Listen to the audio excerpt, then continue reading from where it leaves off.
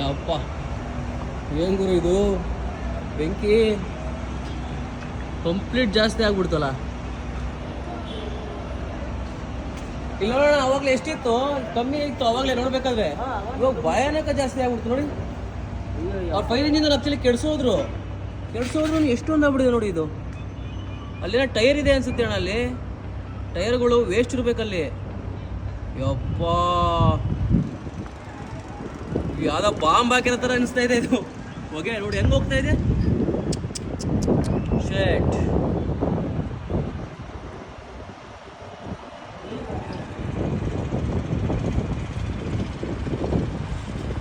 ಅಯ್ಯೋ